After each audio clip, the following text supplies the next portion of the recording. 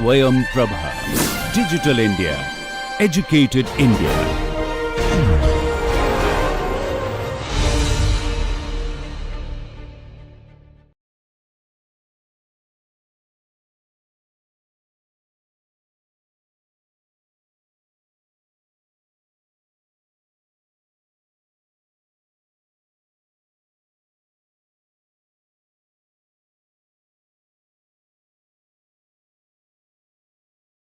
নমস্কার, আমি ডক্টর শুভ্রদীপ্ত সরকার। আজ টট আইনের তৃতীয় ইউনিট নিয়ে আলোচনা করব। এই ইউনিটটি হলো শরীরে অনধিকার হস্তক্ষেপ নিয়ে। শরীরে অনধিকার হস্তক্ষেপ নিয়ে এটা হচ্ছে ট্রেসপাস টু দ্য পারসন। তো এইখানে আমরা মূলত তিনটে জিনিস আমরা আলোচনা করব। একটা হচ্ছে আক্রমণ, আঘাত, আর হলো মিথ্যা কারাবাস, মানে assault, battery and false imprisonment. তো প্রথমেই দেখা যাক যে আক্রমণ নিয়ে আমরা প্রথমে আলোচনা করি।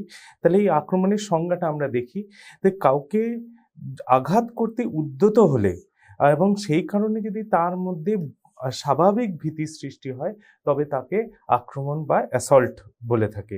আক্রমণের জন্য শুধু ইচ্ছা নয়, ক্ষমতাও থাকতে হবে।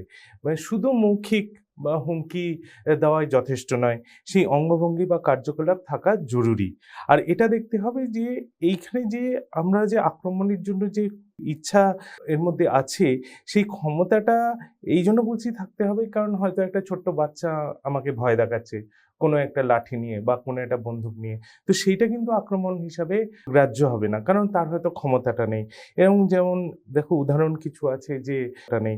এরকম যেমন দেখো উদাহরণ কিছু আছে যে কারো দিকে ঘুষি দেখানো, লাঠি নিয়ে এগিয়ে আসা, বন্দুক তাক করা, এগুলো সমস্তই আক্রমণের উদাহরণ হিসাবে বলা যেতে পারে।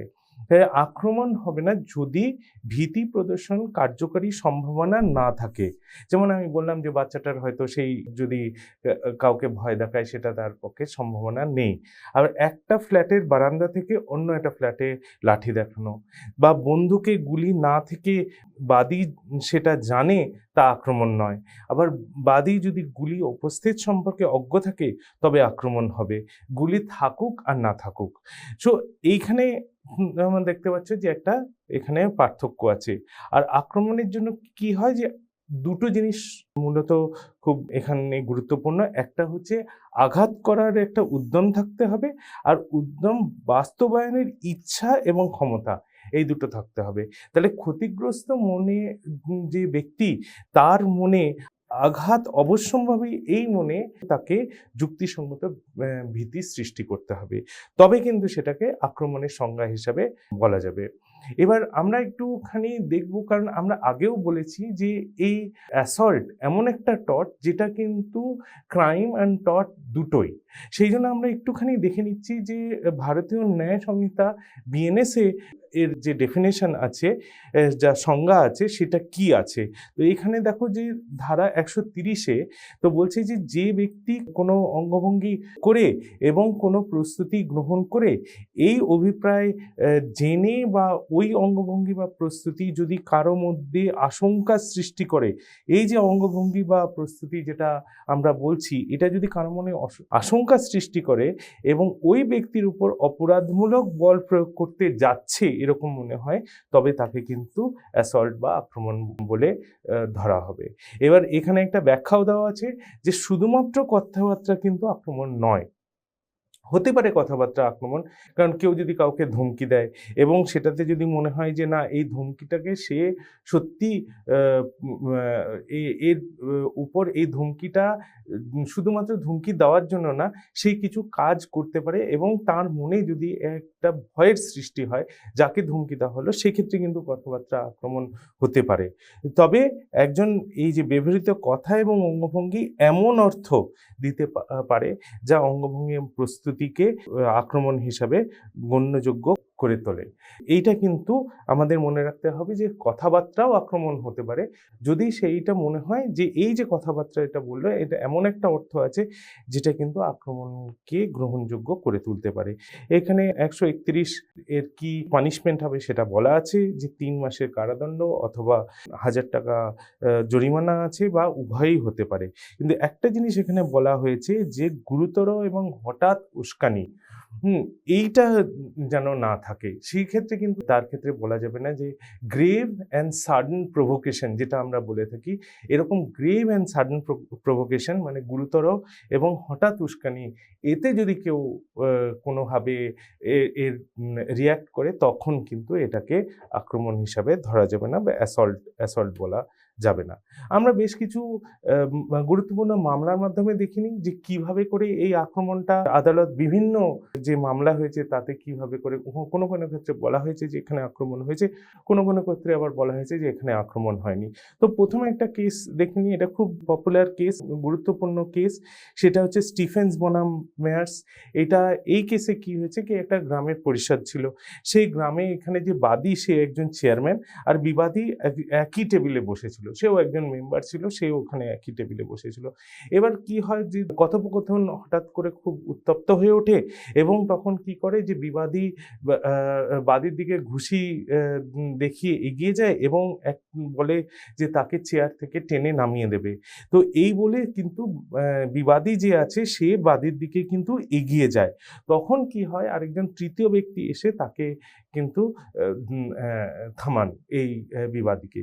তো এই ঘটনার পর যখন বাদী আদালতে যায় এবং বলে যে তার উপর একটা অ্যাসল্ট হয়েছে বা আক্রমণ হয়েছে, তখন কিন্তু কোর্ট এটা কিন্তু বাদীর সঙ্গে একমত হয় এবং বলে যে এই যে হুমকিমূলক অগ্রসর হওয়া এবং তাৎক্ষণিক সহিংসতার যে সম্ভাবনা, ওর মনে যেটা ভয় হয়েছিল, এটা যে হঠাৎ করে এটা ভায়োলেন্স হতে পারে, এইটার যে সম্ভাবনা থাকা, এর জন্য কিন্তু আক্রমণ সংঘটিত হয়েছে, সেটাই কিন্তু কোর্ট বলে। আবার আরেকটা আমরা কেস দেখি, সেটা হচ্ছে বাবি শেট্টি ভেনকাটা সূর্য রাও, এই কেসটা। এক্ষেত্রে কি হয়েছে, এক্ষেত্রে একটা বাদীর কিছু খাজনা বাকি ছিল, তো তখন কি হয় যে সে খাজনাটা অনেকদিন দিতে পারেনি।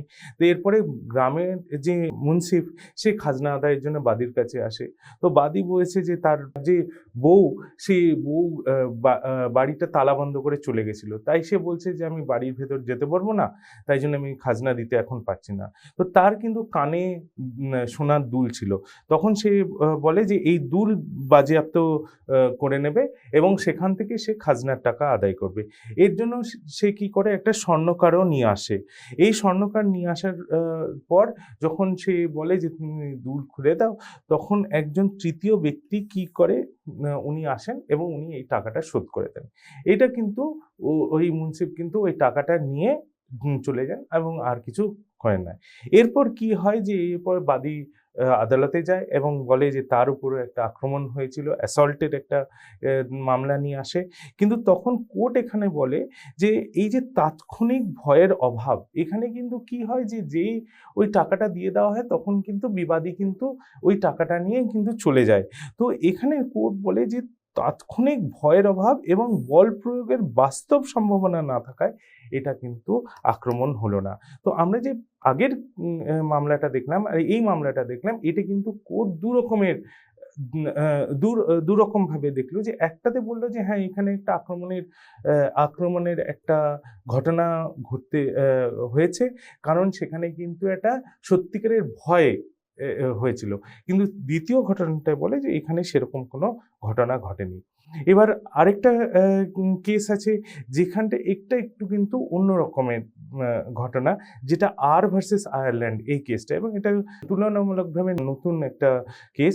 এইখানে কি হয় যে অভিযুক্ত আছে সে ৩ জন মহিলাকে বারবার নীরবে ফোন করতে থাকে, মানে ব্ল্যাঙ্ক কল করে, যেটাকে আমরা ব্ল্যাঙ্ক কল বলি, সেরকম করতে থাকে এবং তাতে কি হয়, তাদের একটা মনোরোগজনিত আঘাত সৃষ্টি হয় এই ব্ল্যাঙ্ক কলগুলো থেকে, সাইকিয়াট্রিক একটা ইনজুরি হয়। তো এইবার তারা কোর্টের সামনে যায়, তখন কোর্টের সামনে একটা প্রশ্ন উঠে আসে যে কেবল নীরবতা, বিশেষত পুনরাবৃত্ত নীরব ফোন কল, মানে রিপিটেড ব্ল্যাঙ্ক কলস, এটা কি আক্রমণ গঠন করে? সেই কোয়েশ্চেনটা কোর্টের সামনে আসে। কিন্তু এখানে কিন্তু আদালত বলে যে যদি ভুক্তভোগীর মনে তাৎক্ষণিক এবং অবৈধ সহিংসতার যুক্তিসঙ্গত আশঙ্কার সৃষ্টি হয়, অবৈধ সহিংসতার যুক্তিসঙ্গত আশঙ্কার সৃষ্টি হয়, তবে কিন্তু নীরব ফোন কলও কিন্তু আক্রমণ হিসাবে গ্রহণযোগ্য। এবং সে বলে যে এই যে মনোরোগজনিত অসুস্থতা, এটাই কিন্তু একটা বডিলি হার্ম হতে পারে। সেই জন্য কি হয় যে কোর্ট এখানে বলে যে এই পুনরাবৃত্ত আতঙ্কজনক জনক যে নীরব কলগুলি, সেগুলো ভুক্তভোগীর মধ্যে তৎক্ষণাৎ ক্ষতির ভয় একটা সৃষ্টি করে। তাই জন্য কিন্তু এখানে আক্রমণ হয়েছে বলে কোর্ট বলে। ঠিক ওই রকমই আরেকটা কেস, এবং একই সালে দুটো কেস আসে। আরেকটা হচ্ছে যে আর ভার্সেস কনস্ট্যান্জা, এই কেসটা। এখানে কি হয় যে এখানে এক ব্যক্তি তার একজন প্রাক্তন মহিলা সহকর্মীকে অনুসরণ করেন, মানে বেসিক্যালি যেটা আমরা স্টকিং বলে থাকি, সেই করে, এবং বহু নীরব এরকম ব্ল্যাঙ্ক কল করে, 800-র উপর চিঠি লেখেন, এবং বাড়ির সামনে গাড়ি চালিয়ে ঘোরাঘুরি করা, হুমকিমূলক চিঠি লেখা, এগুলো সমস্ত করে। এখানে কি হয়, এই সমস্ত ঘটনার ফলে যে ভুক্তভোগী, তার কিন্তু ক্লিনিক্যাল ডিপ্রেশন এবং উদ্বেগে ভোগেন, যে এই সমস্ত কারণে, এটা ভয়ের কারণে এটা ভয়। এখানেও কিন্তু আসে যে কেবলমাত্র কি শব্দ আর লিখিত যোগাযোগ, এই দুটোর মাধ্যমে কি একে অ্যাসল্ট বা আক্রমণ বলা যায়? তো এই ক্ষেত্রে কিন্তু বলে যে কেবল শব্দ আক্রমণ হতে পারে যদি তা ভুক্তভোগীর মনে তাৎক্ষণিক সহিংসতার যুক্তিসঙ্গত ভয় সৃষ্টি করে, যেটা আগের কেসও এরকম কিন্তু বলেছিল। তো এখানেও হলো যে আমরা দুটোই দেখলাম, একটা দেখতাম শুধুমাত্র সাইলেন্ট ফোন কল, শুধু ব্ল্যাঙ্ক কল, সেটাও যেহেতু ভয় সৃষ্টি করেছে, তাই বলা হলো যে হ্যাঁ, এটা আক্রমণ। এক্ষেত্রেও কিন্তু সেরকমই হলো যে এই শুধুমাত্র চিঠি লিখে, ব্ল্যাঙ্ক কল করে, এগুলোও কিন্তু আক্রমণ বলে ধরে নেওয়া হলো। এবার আমরা আসি হলো আঘাতের সংজ্ঞায়, যেটা ব্যাটারি বলা হয় ইংরেজিতে। তো বিরুদ্ধ মনোভাব, এখানে এগুলো কিন্তু একটু ইম্পর্টেন্ট। বিরুদ্ধ মনোভাব এবং রাগের বশবর্তী হয়ে আইনসঙ্গত কারণ ছাড়াই অন্যের দেহে বল প্রয়োগ করাকে আঘাত বলে। বল প্রয়োগ করে, ওটা কিন্তু আক্রমণের ক্ষেত্রে ভয় দেখানো হয়েছে, কিন্তু এখানে কিন্তু বল প্রয়োগ করা হয়েছে। তো এখানে মানে শরীরকে স্পর্শ করা হয়েছে, এটাকে বলা হয় আঘাত বা ব্যাটারি। সামান্য স্পর্শ হলেও তা বল প্রয়োগের পর্যায়ে পড়ে যায় যদি তার স্বেচ্ছা প্রণোদিত হয়। এবার কিছু উদাহরণ, এমনি সাধারণ উদাহরণ আমি এখানে দিয়েছি, যেমন রাগ করে কান ধরা, ইচ্ছার বিরুদ্ধে কাউকে কিস করা, বা দেহে জল ছিটানো, চেয়ার সরিয়ে দেওয়ার ফলে কেউ পড়ে যাওয়া, এগুলো সমস্ত আছে। এবার আঘাতের আমরা সংজ্ঞায় আসি। আঘাতের সংজ্ঞায় যখন আমরা আসছি, তখন আঘাতের সংজ্ঞার মধ্যে কিছু ব্যতিক্রমও আছে। কি ব্যতিক্রম? যে কেউ যদি অনিচ্ছাকৃতভাবে কারো গায়ে হাত লাগায়, বা কারো ইচ্ছার বিরুদ্ধে তাকে ব্যবহার করে অন্য কাউকে আঘাত করে, তবে সেক্ষেত্রে কিন্তু আঘাত গণ্য করা হবে না। এরকম আমি এটা উদাহরণ দিচ্ছি, যে হয়তো একটা সরু গলির মধ্যে দুইজন যেতে গিয়ে একে অপরের গায়ে লেগে গেল। সেই ক্ষেত্রে কিন্তু এই যে গায়ে লাগাটা, এটা কিন্তু অনিচ্ছাকৃতভাবে গায়ে লাগা হলো।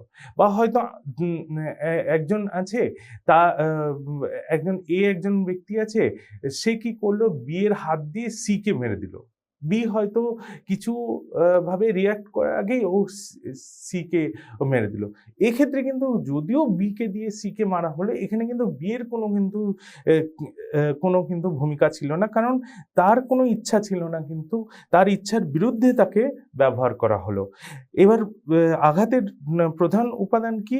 এক হচ্ছে বল প্রয়োগ থাকতে হবে, আর দ্বিতীয়ত হচ্ছে সেই বল প্রয়োগটা আইনি বৈধতা ছাড়া করতে হবে। আইনি বৈধতা ছাড়া মানে, যেমন হয়তো পুলিশ কাউকে লাঠিচার্জ করলো, সেক্ষেত্রে কিন্তু এটা আইনি বৈধতা আছে। কিন্তু হ্যাঁ, এটাও আবার হবে যে পুলিশ যদি বেআইনিভাবে লাঠিচার্জ করে, তখন কিন্তু সেটা কিন্তু আঘাত বা ব্যাটারি হয়ে যেতে পারে। কিন্তু যখন পুলিশ নিজের ক্ষমতার মধ্যে থেকে এবং নিয়মের মধ্যে থেকে যদি লাঠিচার্জ করে, সেটা কিন্তু তখন কিন্তু এটা আঘাত হবে না। তাই জন্য আইনি বৈধতা ছাড়া যদি বল প্রয়োগ হয়, সেটা আঘাত হবে। এবার আমরা দেখে নিই যে বিএনএস এ কি আছে। এটা হচ্ছে ধারা 129 আছে।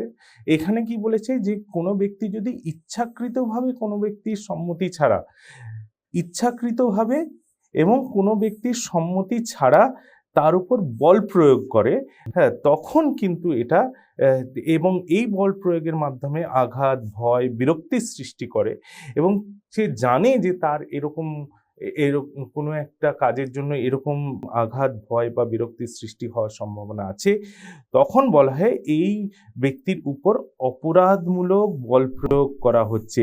একে ঠিক ব্যাটারি বলে আমাদের ফৌজদারি দণ্ডবিধিতে নাই, কিন্তু আমাদের যে বিএনএসে যে কথাটা আছে এবং এর আগে যে ইন্ডিয়ান পেনাল কোড ছিল সেখানেও আছে, এটাকে বলে কিন্তু ক্রিমিনাল ফোর্স।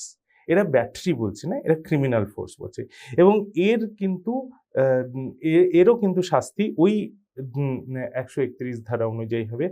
3 মাসের কারাদণ্ড, 1000 টাকা জরিমানা বা দুটো, এবং এখানেও আবার আছে ওই যে গ্রেভ আর সাডেন প্রভোকেশন থাকা চলবে না, মানে গুরুতর এবং হঠাৎ উস্কানি থাকা চলবে না। এবার এখানে আমরা কিছু গুরুত্বপূর্ণ কেস দেখে নিই। একটা হচ্ছে এই প্রতাপ দাজির কেসটা। এখানে কি হয় যে বাদী একটা রেলওয়ে বগিতে ওঠে, সে কিন্তু টিকিট কাটতে পারেনি। পরে যখন টিটি আসে তখন তাকে বলা হয় যে এখানে টিকিট কেটে নাও, সে টিকিট কাটতে অস্বীকার করে। তারপরে কি হয়, তখন তাকে বগি থেকে বলপূর্বক, তখন বগি থেকে যখন নামতে বলা হয়, যখন সে নামে না, তখন তাকে বলপূর্বক ওই বগি থেকে নামানো হয়। তখন কি হয় কি, এই ঘটনার পর তখন সে আদালতের সামনে যায় এবং এই ব্যাটারির একটা মামলা নিয়ে আসে।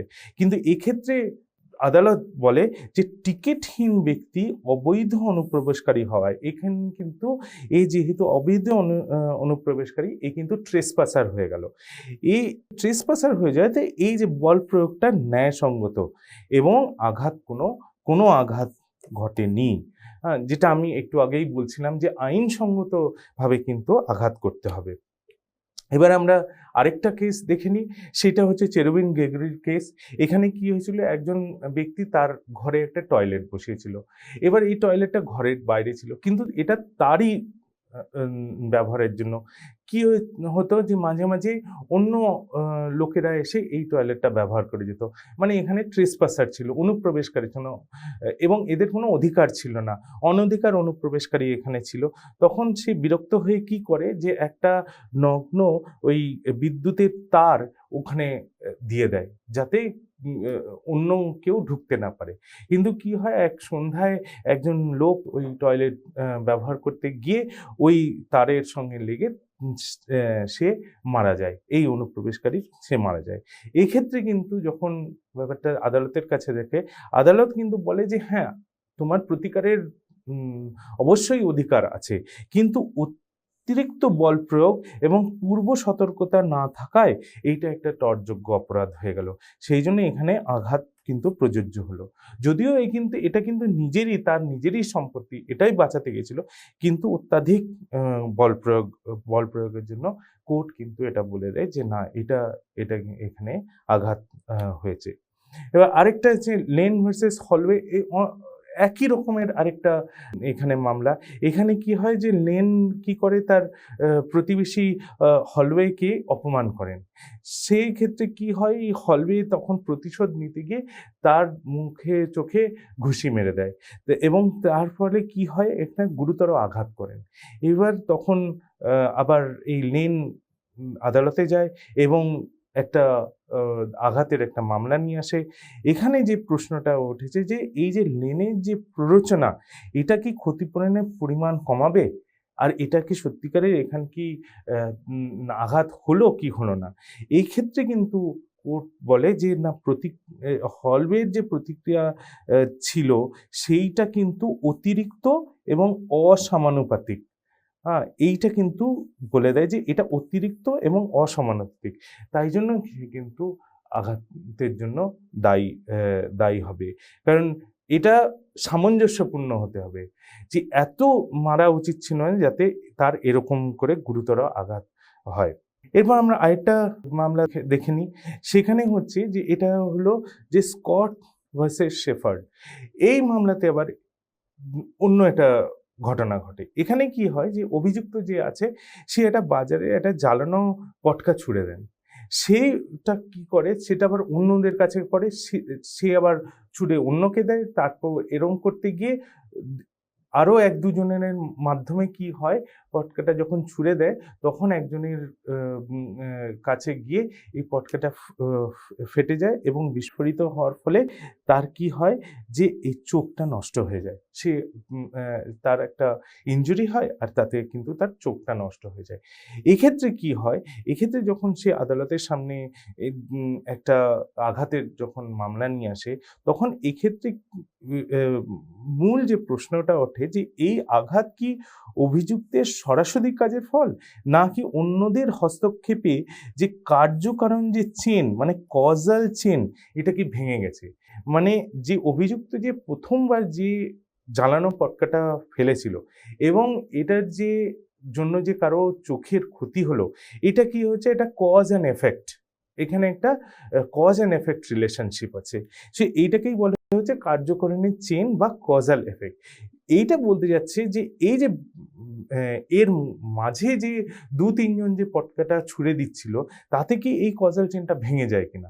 এই ক্ষেত্রে কিন্তু আদালত রায় দেয় যে না, অভিযুক্ত দায়ী এবং অন্যদের কার্যক্রম কিন্তু অভিযুক্তের যে প্রাথমিক অবৈধ কাজ, এটারই ধারাবাহিকতাটাকে বজায় রেখেছে, এরই ধারাবাহিকতাটাকে বজায় রেখেছে।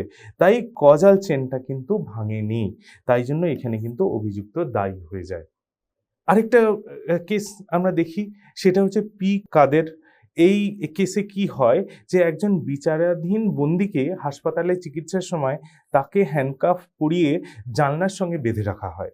তো এখানে একটা ঘটনা আসে, যদিও সে বিচারাধীন বন্দী, যদিও পুলিশের হেফাজতে আছে, কিন্তু তাকে একটা হাসপাতালে নিয়ে যাওয়ার সময় তাকে এই যে চেন দিয়ে বেঁধে রাখা হয়, হ্যান্ডকাফ দিয়ে যে বেঁধে রাখা হয়, এটা কি অযৌক্তিক এবং নিষ্ঠুর বল প্রয়োগ কিনা, মানে এটা একটা টর্চার কিনা, এটা যেটা আমরা বলি এটাকে টর্চার, এটাকে কি আমরা টর্চার বলতে পারবো? এটা একটা অযৌক্তিক ছিল এবং যেটাকে যেহেতু পুলিশের কাছে ছিল, সেজন্য আমরা কি একে কাস্টোডিয়াল টর্চার বলতে পারি?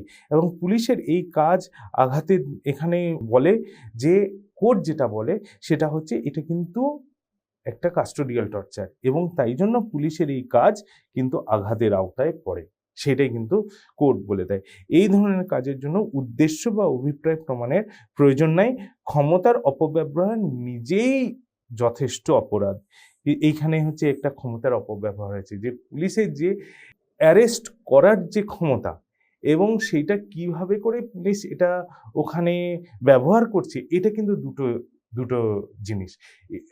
আসলে যোগেন্দর কুমার বলে একটা কেস আছে সুপ্রিম কোর্টের, সেইখানে কিন্তু যোগেন্দর কুমার ভার্সেস স্টেট, এটা 1994 সালের একটা কেস। সেখানেও কিন্তু সুপ্রিম কোর্ট এই কথাটা বলেছে যে, যেমন বন্দুক বন্দুক থাকা আর বন্দুক চালানো, এই দুটো কিন্তু দুটো আলাদা আলাদা জিনিস। হতে পারে যে এটা আইনসম্মত ভাবে বন্দুকটা আছে পুলিশের কাছে, কিন্তু বন্দুকটা কিভাবে চালাবে, কি পরিস্থিতিতে চালাবে, এটা কিন্তু অন্য অন্য জিনিস। তো দুটো কিন্তু আলাদা আলাদা জিনিস এবং এক্ষেত্রে যদি ক্ষমতার যদি অপব্যবহার হয়, তাহলে কিন্তু এটা আঘাতের কেস হতে পারে। আবার আমরা দেখছি আরেকটা কেস, যেটা হচ্ছে হেস্টেড বনাম ডিরেক্টর অফ পাবলিক প্রসিকিউশন। এখানে কি হয় যে এখানে যে অভিযুক্ত, সে একজন মহিলার মুখে ঘুষি মারে।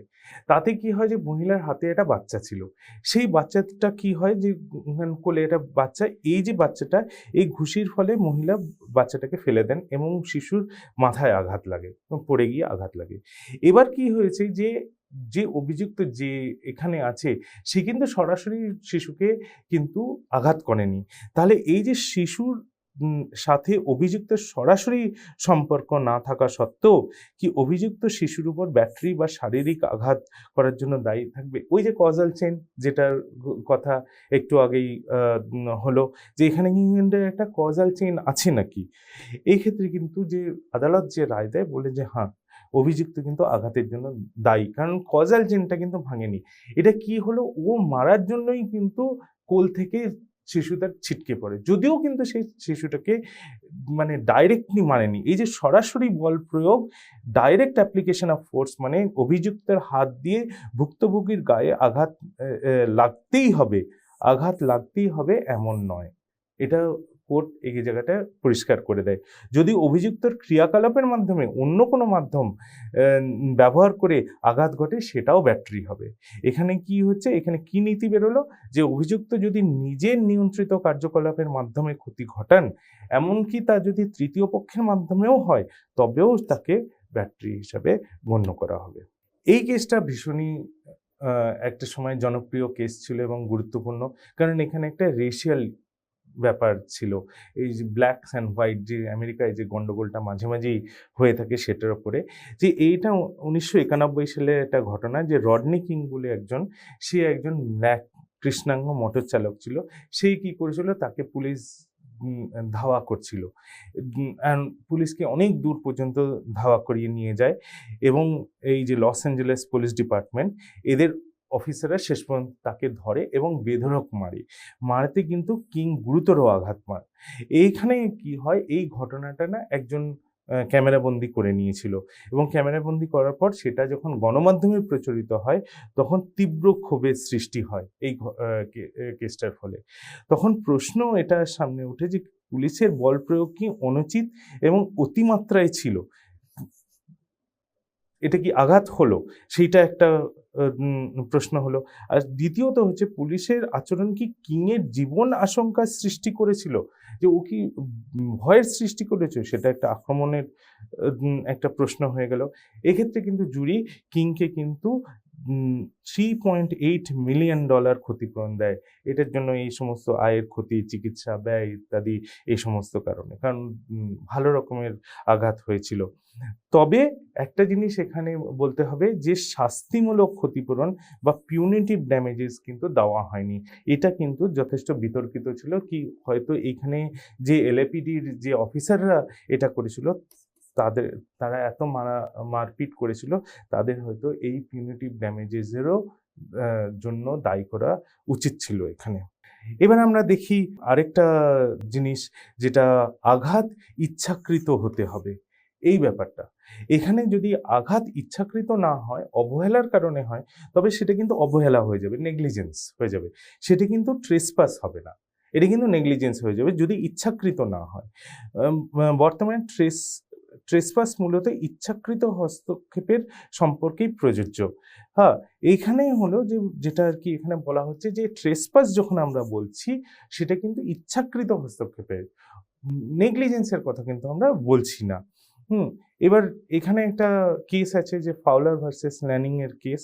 এখানে কি হয়, যে বাদী দাবি করেন যে বিবাদী তাকে গুলি করেছে, কিন্তু আদালত বলেন যে যদি আঘাত ইচ্ছাকৃত না হয়, তাহলে কিন্তু বিবাদীর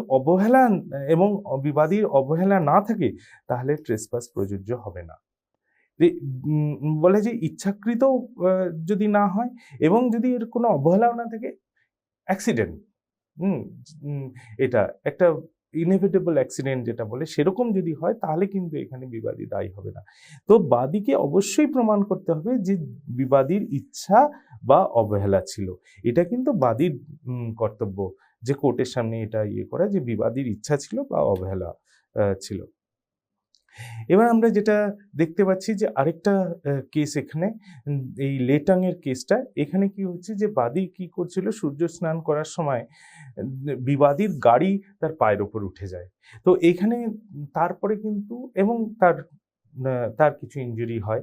এরপর 3 বছরের বেশি সময় পার হয়ে গেলে বাদী কি করে, যে অবহেলা আর ট্রেসপাসের জন্য দুটোরই জন্য কিন্তু মামলা করেন। এখানে অবহেলার মামলা কিন্তু সময়সীমা পেরিয়ে গিয়েছিল, তো লিমিটেশন এসে গেছিল, সেই জন্য অবহেলার যে মামলাটা, সেটা কিন্তু কোর্ট নাকচ করে যায়।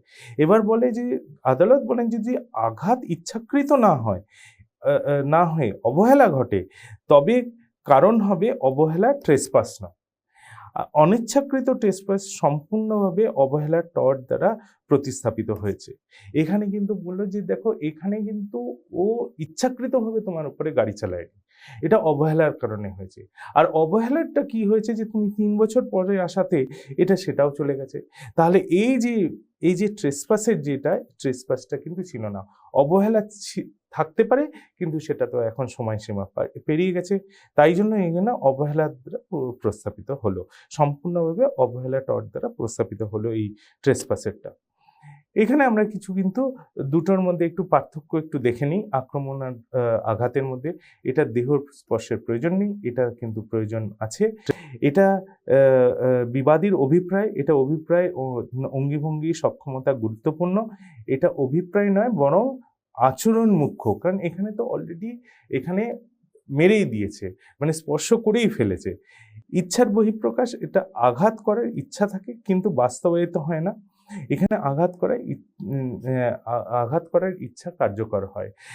আর সংযোগটা কি, এক্ষেত্রে কিন্তু সংযোগ আঘাত যুক্ত থাকা বাধ্যতামূলক নয়। মানে আক্রমণ করলেই, অ্যাসল্ট করলেই যে ব্যাটারি হবে সেটার কিন্তু নয়। এই যেমন আমরা আগেও কয়েকটা দেখছিলাম যে মারতে গিয়েছিল কিন্তু শেষ পর্যন্ত মারেনি। আর আক্রমণ প্রায়শই যুক্ত থাকে, মানে একটা হচ্ছে প্রথম স্টেজ আর একটা দ্বিতীয় স্টেজ। তো এই আক্রমণটাকে যদি আমি প্রথম স্টেজ ধরি আর যদি আঘাতটাকে আমি দ্বিতীয় স্টেজ ধরি, এই প্রথম স্টেজ আর দ্বিতীয় স্টেজের মধ্যে একটা সম্পর্ক থাকে যদি সেটা আঘাত হয়। কিন্তু যদি আক্রমণ হয় তাহলে হয়তো প্রথম স্টেজেই হয়ে যাবে, যে দ্বিতীয় স্টেজে আমরা আর দ্বিতীয় স্টেজ অবধি আমরা হয়তো আর পৌঁছাতেই পারবো না। আইনেতে এটা অন্যায়, এটা গুরুতর অন্যায়। এবার এখানে উদ্যত আচরণ, এটা অবৈধভাবে বল প্রয়োগের জন্য উদ্যত হওয়া যথেষ্ট। এটা অবৈধভাবে দৈহিক সংযোগ স্থাপন করা আবশ্যক। এর উদাহরণ অনেক দেওয়া হয়েছে, যেমন লাঠিটা মারতে উদ্যত হয়, এটা হচ্ছে আক্রমণ, আর লাঠিটা যখন শরীর স্পর্শ করে সেটা হয়ে যায় আঘাত। এবার এমন কিছু ঘটনাও ঘটতে পারে যেখানে কিন্তু আঘাত বা আক্রমণ কিন্তু হয় না।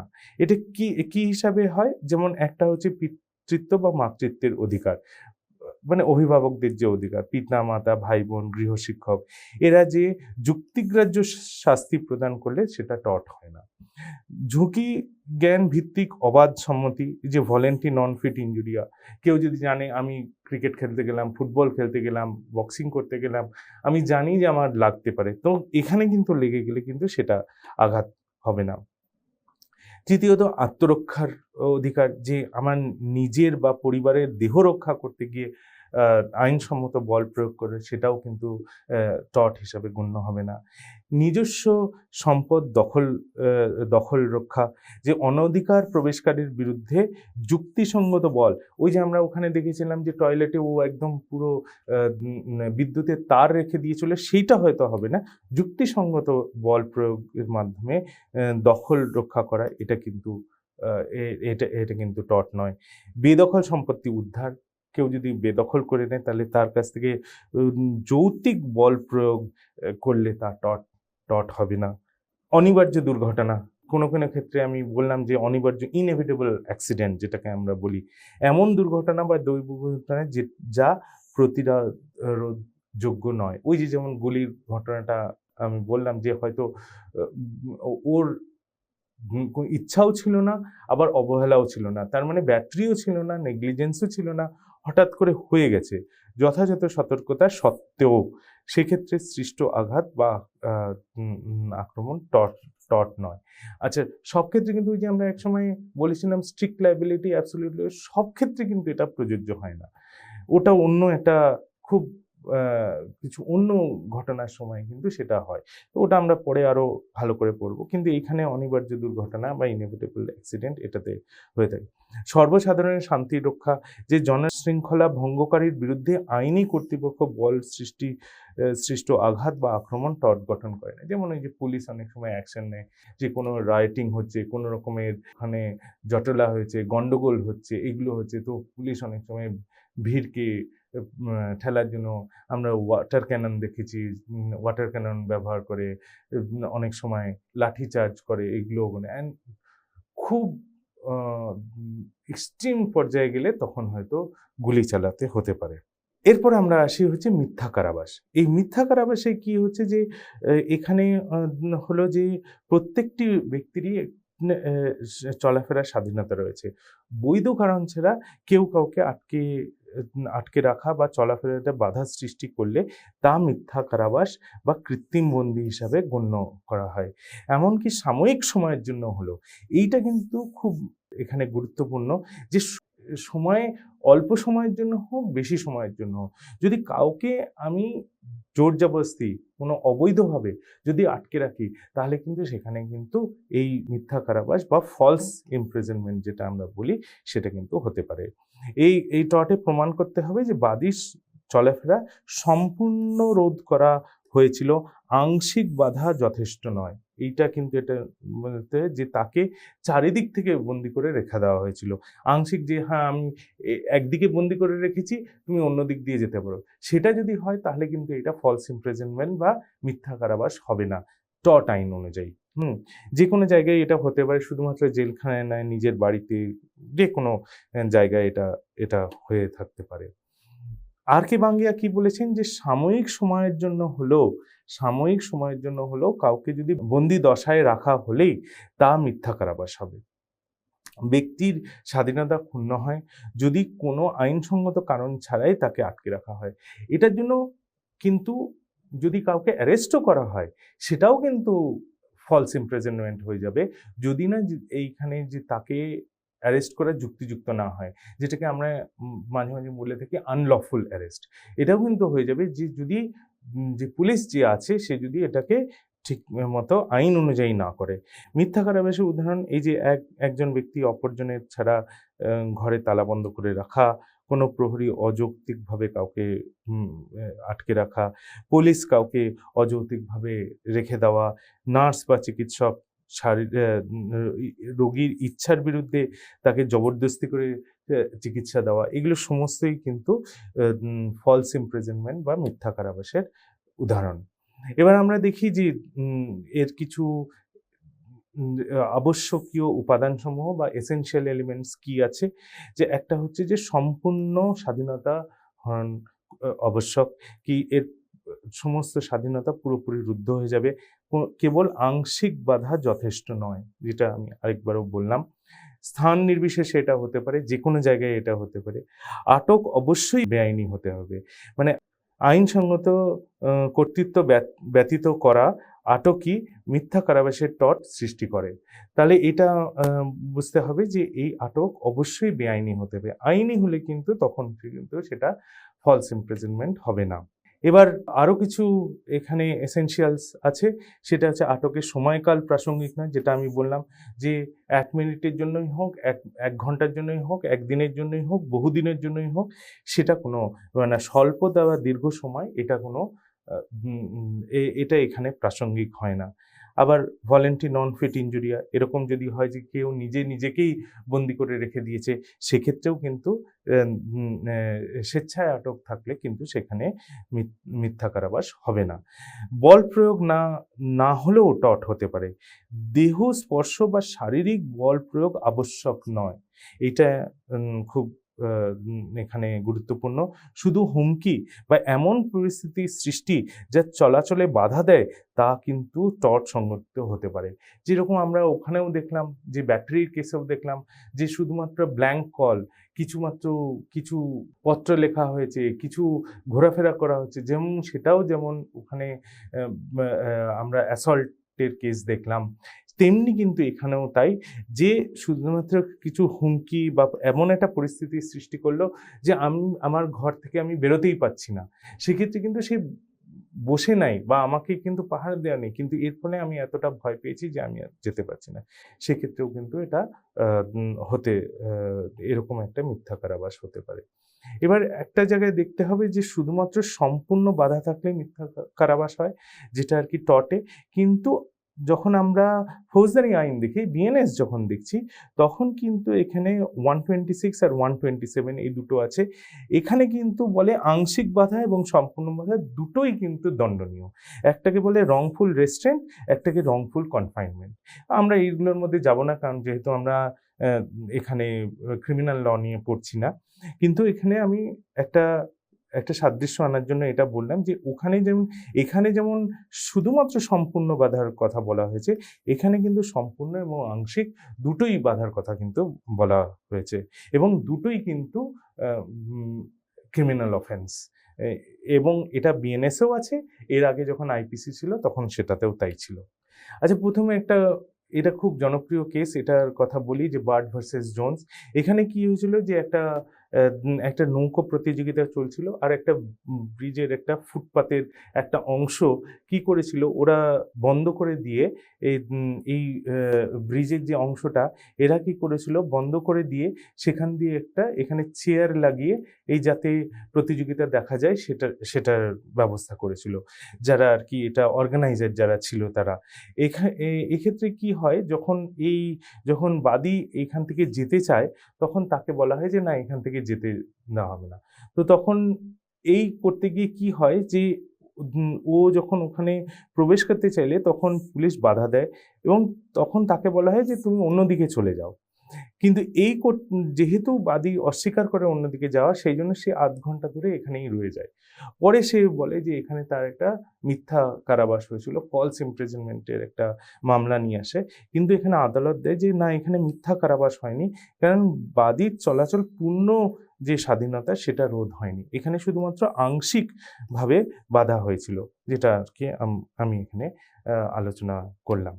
এবার দেখো, পলায়নের যদি পথ থাকে তখন কিন্তু মিথ্যা কারাবাস হবে না। কিন্তু হ্যাঁ, এইটা হবে যে ওটা নিরাপদ হতে হবে, বোধগম্য হতে হবে, এবং ওটা দেখতে হবে যে শিশু, অন্ধ ব্যক্তি, দুর্বলদের জন্য ওটা বাস্তবসম্মত। আর হয়তো একটা জানলা আছে, কিন্তু জানলা দিয়ে পালানো বিপজ্জনক যদি হয় তাহলে কিন্তু এটা গৃহীত হবে না। যদি জানলাটা খোলা থাকে, ওখান দিয়ে যদি কেউ লাফ দেয় তাহলে হয়তো গিয়ে তার অন্য রকমের সে পড়ে গিয়ে তার ইনজুরি হতে পারে, সেটা কিন্তু তখন হবে না। মানে যে পলায়নের পথটা থাকবে, যদি পলায়নের পথ থাকে তাহলে মিথ্যা কারাবাস হবে না, কিন্তু এই পলায়নের পথটা বোধগম্য হতে হবে, নিরাপদ হতে হবে। এখানে একটা খুব গুরুত্বপূর্ণ ব্যাপার হলো যে বাদীর জ্ঞানের প্রয়োজনীয়তা কি, বাদীকে কি জানতে হবে যে তার মিথ্যা কারাবাস হয়েছে না হয়নি।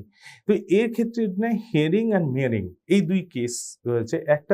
একটা এখানে 1834-এর কেস, একটা হচ্ছে 1920-র কেস। এখানে কি হয়েছে যে জ্ঞানের অনুপস্থিতিতে মিথ্যা কারাবাস হয় না। যদি আমি নাই জানি যে আমাকে এখানে একটা ফলস ইমপ্রিজনমেন্ট হয়েছে, আমাকে আটকে রাখা হয়েছে, এটা যদি আমরা নাই জানি তাহলে সেক্ষেত্রে কিন্তু মিথ্যা কারাবাস হয় না। এক্ষেত্রে কি হয়েছে যে একটা ছেলে ছিল, তার স্কুলের ফিস দেওয়া হয়নি, জন্য মাকে তারা ডেকে আনে, এবং মা যখন স্কুলের কর্তৃপক্ষের সঙ্গে কথা বলছিল তখন ছেলেটাকে একটা ঘরে বসিয়ে রাখা হয়। কিন্তু অ্যাকচুয়ালি ওই ছেলেটাকে কিন্তু ওই ঘরে যে বসে রেখেছিল তার উপর কিন্তু এটা নজর ছিল, কিন্তু ছেলেটা কিন্তু সেটা বুঝতে পারেনি। তো পরবর্তীকালে যখন এটা একটা আদালতের সামনে আসে, আদালত বলে যখন ছাত্র যেহেতু না জানায়, এখানে কোনো টর্ট হয়নি। কিন্তু এই ঘটনাটা আবার বদলে যায় হচ্ছে পরে যে মিয়ারিং এই কেসটায়, এখানে জ্ঞানের প্রয়োজন নেই। এই ক্ষেত্রে আদালত বলে যে টর্ট তখনও হয় যদি ব্যক্তি বুঝতে না পারে যে সে আটক। এখানে লর্ড অ্যাটকিং এটা বলেছিল যে একজন ব্যক্তি ঘুমন্ত, মাতাল, অজ্ঞান বা মানসিক রোগী হলেও তাকে মিথ্যা কারাবাস তার হতে পারে, তাকে যদি অবৈধভাবে আটকানো হয়। এখানে কি হয়েছিল যে একটা সংস্থার এটা অফিসে যেটা কর্মচারীকে অপেক্ষা কক্ষে রেখে দেওয়া হয় পুলিশ আসা পর্যন্ত, কারণ তার এটা হয়েছিল যে সে কিছু জিনিস হয়তো চুরি করেছে। তারপরে যে পুলিশ এসে যে চুরির অভিযোগে তাকে গ্রেপ্তার করে নেয় এবং পরে আদালত তাকে খালাস করে দেয়।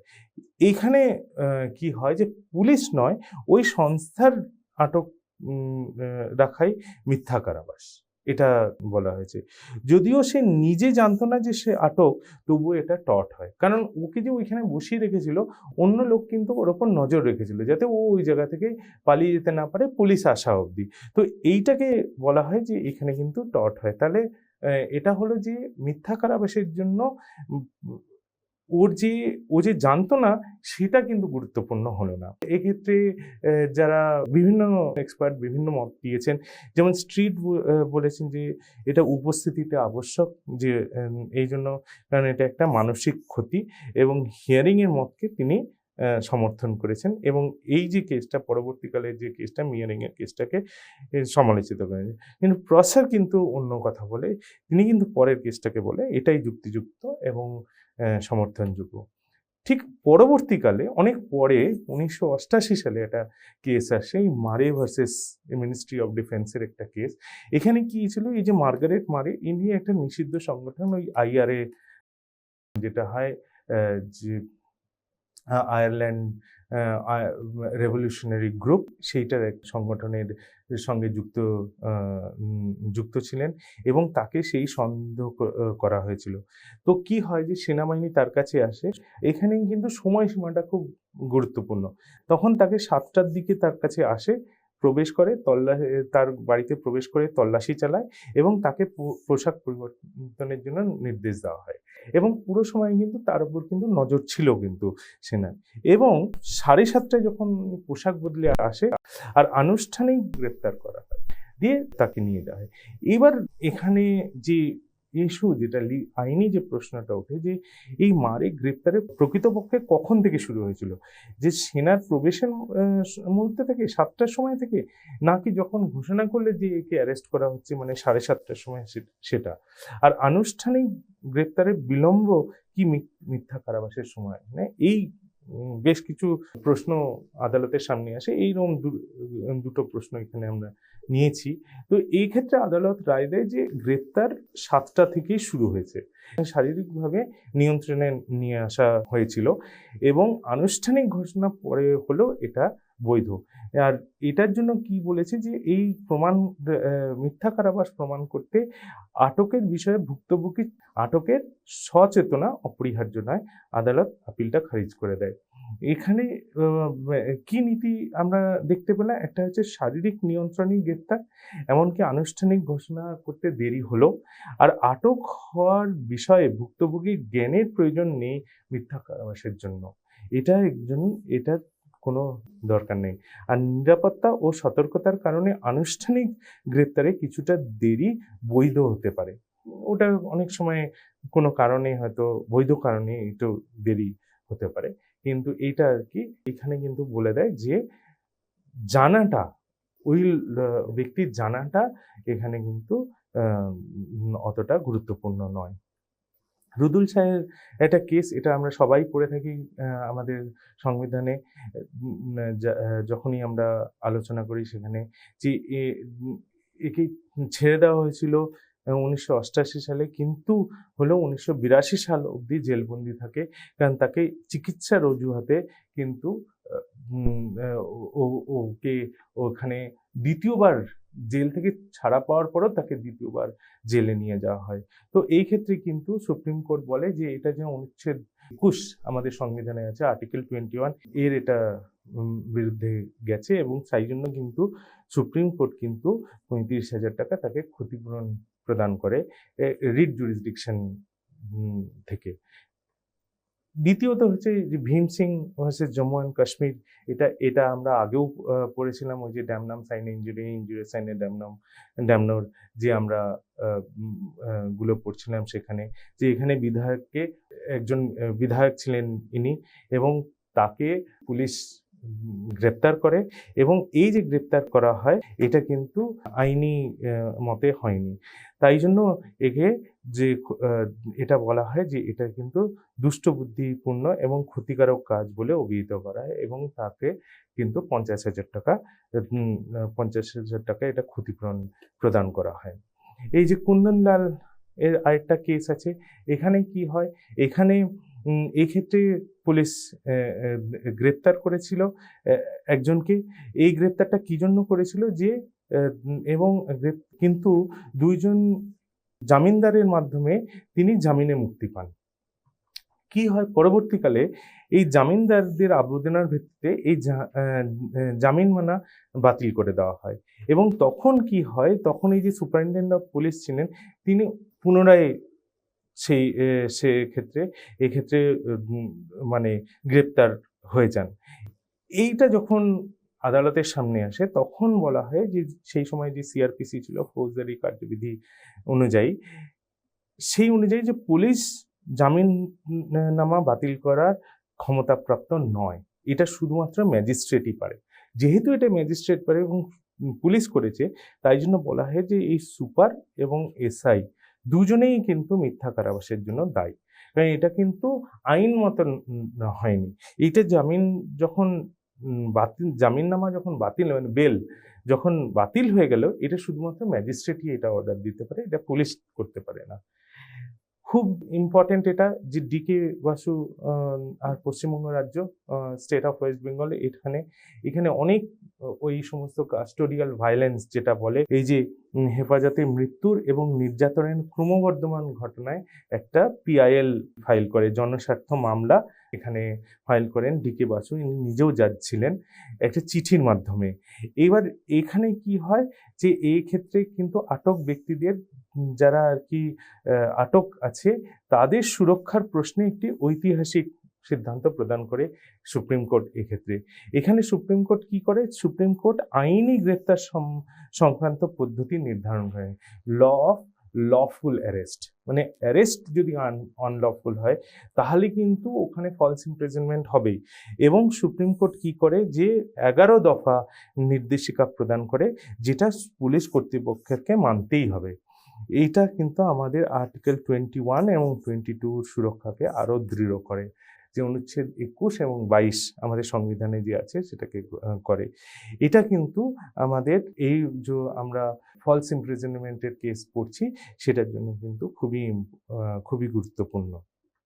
আরেকটা হচ্ছে হোয়াইট টেকার বনাম স্যানফোর্ড। এখানে কি হয় যে এখানে যে বাদী আর যে স্বামী, এটা তেল আবিবে এক ধর্মীয় সম্প্রদায়ের সদস্য ছিলেন। তো এইখানে কিন্তু এই যে মহিলা ওই সম্প্রদায় ত্যাগ করে কিন্তু আমেরিকায় ফিরতে চাইলে বিবাদী কি করে, তাকে একটা ইয়াটে নিয়ে আসার কথা বলে, সে নিয়ে আসে এবং তারপরে বাদী কিন্তু তার সঙ্গে আসেও এই ইয়াটে। কিন্তু বন্দরে পৌঁছানোর পর বিবাদী কি করে যে ওখানে যে নৌকো ছিল সেইটা দিতে তাকে অস্বীকার করে, যেটা দিয়ে কিন্তু সে উপকূলে পৌঁছাতে পারে। এবং এই অবস্থায় কিন্তু তাকে 1 মাস ইয়াটে রেখে দেওয়া হয়। কিন্তু সবচেয়ে মজার কথা হচ্ছে যে এর ক্ষেত্রে কিন্তু স্বামী এবং বিবাদী দুজনেই মিলিতভাবে তাকে কিন্তু এই সম্প্রদায়ে ফেরানোর চেষ্টা করে। তার জন্য কি হয়, তাকে ওই ইয়ার থেকে আসতে দেয় উপকূলে, এমনকি এখানে ওখানে যেতেও দেয়, কিন্তু সবসময় স্বামী তার সঙ্গে ছিল। আবার তাকে ফিরিয়ে নিয়ে যাওয়া হয় ইয়াটে। তাকে কিন্তু সম্পূর্ণভাবে কিন্তু তাকে স্বাধীনতা দেওয়া হয়নি। তাই এই যে নৌকো না দিয়ে আটকে রাখা, এইটা মিথ্যা কারাবাস হলো কিনা, তখন এখানে কিন্তু আদালত রায় দেয় যে এবং শেষ পর্যন্ত কি হয় যে ওখানে শেরিফের মাধ্যমে শেষ পর্যন্ত হেভিয়াস কর্পাসের মাধ্যমে কিন্তু উনি মুক্তি পান। তো এখানে যেটা আদালত রায় দেয় কি, এখানে মিথ্যা কারাবাস হয়েছে এবং সমুদ্রে যে শারীরিক প্রতিবন্ধকতা এবং নৌকো না দেওয়ায় চলাফেরায় এখানে কিন্তু বেআইনি বাধার সৃষ্টি হয়। এরকম আরেকটা এখানে কেস, এখানে হচ্ছে পুলিশ এনকাউন্টারের একটা কেস। এখানে কি হয় যে সিবিআই যখন এই কেসটা, যে মালকিয়াত সিং, এই কেসটাতে এখানে হয় যে তার ছেলে পুলিশ এনকাউন্টারে মারা গেছে। সিবিআই চার্জশিটে প্রমাণ পাওয়া যায় যে তিনি এনকাউন্টারের আগে পুলিশের হেফাজতে নেওয়া হয়েছিল। তাহলে এক্ষেত্রে কি হয়, এক্ষেত্রে কিন্তু এই যে এনকাউন্টারের যে পরিস্থিতি, এর কিন্তু কেউ ব্যাখ্যা দিতে পারেনি। তখন এটা আদালতের সামনে এসে ভারতীয় সুপ্রিম কোর্ট কিন্তু হেভিয়াস কর্পাস রিট ব্যবহার করে এবং 5 লাখ টাকা ক্ষতিপূরণ প্রদান করে। কারণ এই 5 লাখ টাকা এই মামলাকারী ছেলেকে অবৈধভাবে আটক এবং পুলিশের এনকাউন্টারের হত্যার জন্য, এই দুটোর জন্য কিন্তু তাকে আটক করা হয়।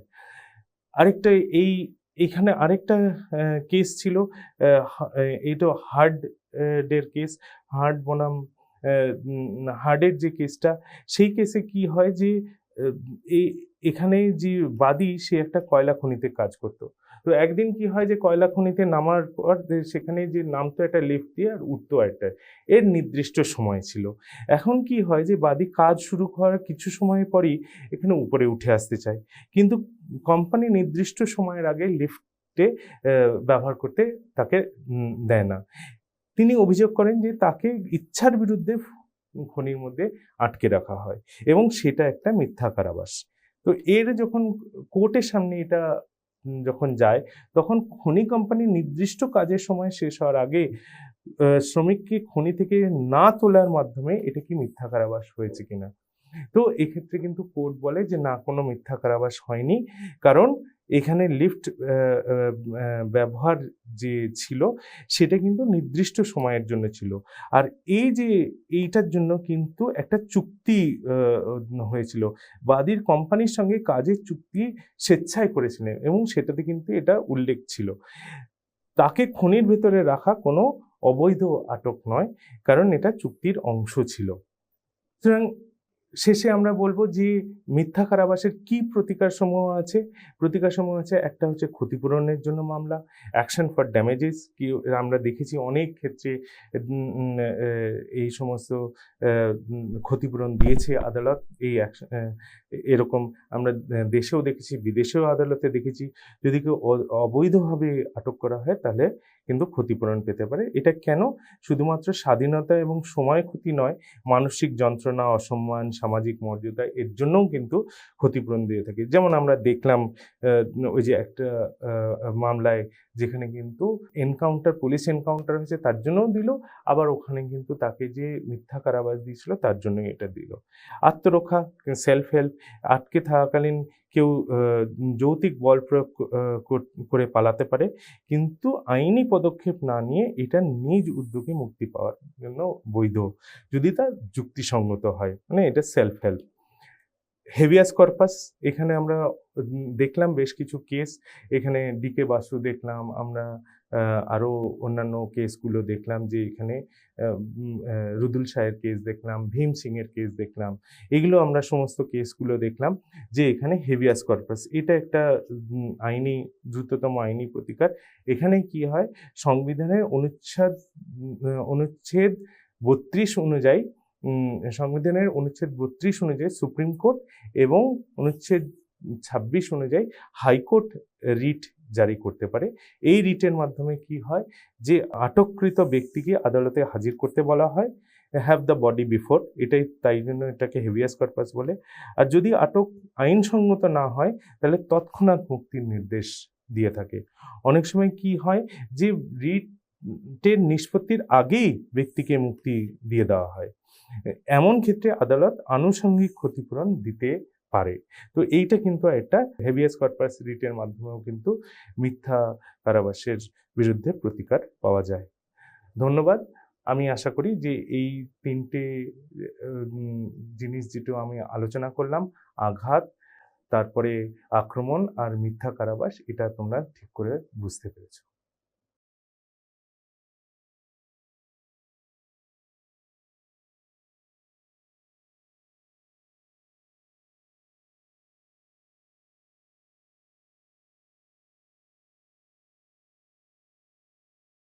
Hello, good morning everybody. I am Raghunandan Sengupta. So, I will just give you a very brief excitement area of finance, which is quantitative finance, and that has a huge market starting around about 10 years back, and it is exploding exponentially. So, what do we mean by quantitative finance? Quantitative finance is actually the application of different mathematical and statistical techniques in the area of financial markets, be it say for example derivative pricing, be it in the area of say for example portfolio management, be it in the area of asset liability management, be it in the area of portfolio management. We see that the application has exploded in such a way that there is a huge opportunity for people who have a quantitative background in mathematics and statistics. They can utilize those in the area of finance, but obviously with some prior knowledge of finance as a subject. Now, when we say about quantitative finance, as I said, it is an area of applied mathematics and statistics applied in financial markets.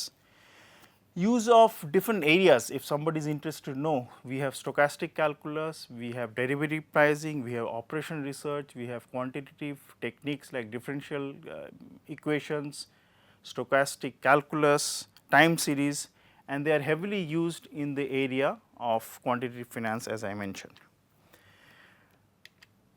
Now, we all know that in 1997 the Nobel Prize in Economics, so it's basically the Nobel Memorial Prize in Economics was given to the work of Merton and Scholz in the area of derivative pricing, and after that there has been exponential increase in the area of quantitative techniques in quantitative finance and in the area of different type of derivative pricing. With the advent, moreover with the advent of high-ended and sophisticated computing data, big data has come in a very big way, where application areas starting from computing, from different type of algorithm design have been taken up in such a big way that nowadays at least we are able to understand that how high frequency data algorithm trading can be utilized using the concept of quantitative finance in the area of finance as such. But there is a flip side also, obviously when there is a huge amount of development. So, obviously due to some regulation errors or something, there has been some pitfalls, which I think is should be a bullet point for people who are really interested to take up quantitative finance, they should be aware.